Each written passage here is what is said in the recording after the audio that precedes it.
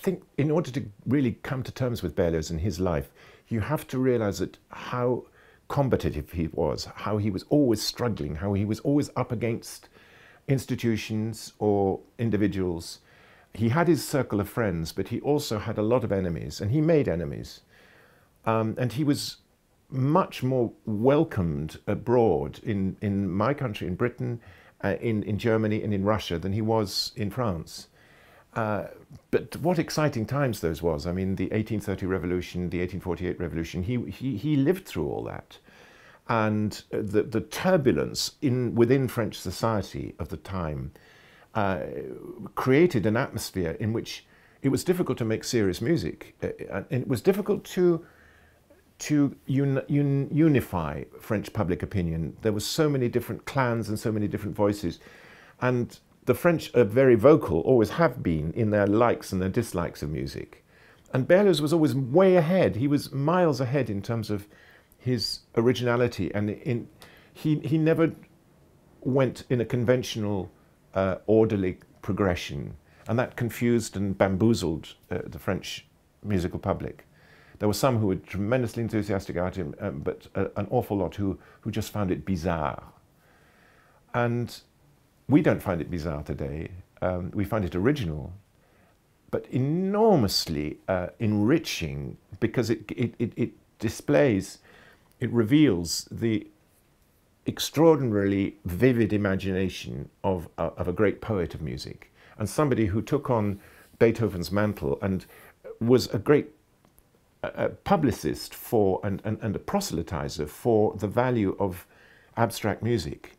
That all music, doesn't matter whether it's vocal music or oratorio or a piece of curious mixture like the Damnation de Faust, Damnation of Faust, in Berlioz's terms was a way of expressing his thoughts and his imagination by means of an orchestra with chorus surrounding it. And that was something that was not accepted at the time. Another reason I think that Berlioz has not been easily accepted by the French is that, or by musicians in general, is that he didn't leave us much chamber music. He didn't, I mean, unlike a Beethoven, a Haydn, a Mozart, a Schubert, a Schumann, a Mendelssohn, there's no chamber music. So that entry point is cut off to many musicians, and it's only when they play in a symphony orchestra with a conductor who's passionate about his music, as I am, and as Colin Davis was, and as Charles Munch was, and as François Xavier Roth is, that they think maybe we got it wrong, maybe he is worth it after all.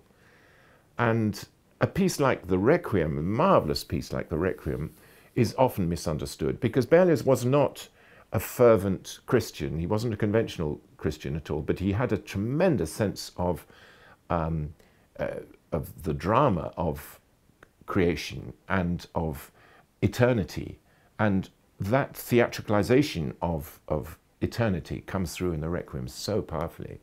And his way of constructing an orchestra with 4 different brass groups, brass bands, shows just the range of the scope of his imagination, his theatrical imagination. Pretty well every piece of Berlioz is in some sense theatrical. It's a real problem, the Requiem, because it was written for Les Invalides, Saint-Jean des Invalides, and nowadays you can't perform it in Saint-Jean des Invalides in the same way, because there's a great big wall, a mirror, a glass partition around Napoleon's tomb, which means that you can't place the orchestra in the same way.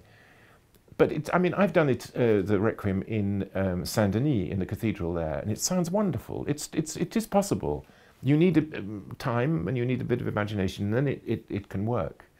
I mean, to do it in St. Paul's Cathedral here in London is problematic because there's so much echo and reverberation that one doesn't get the clarity that one ideally wants.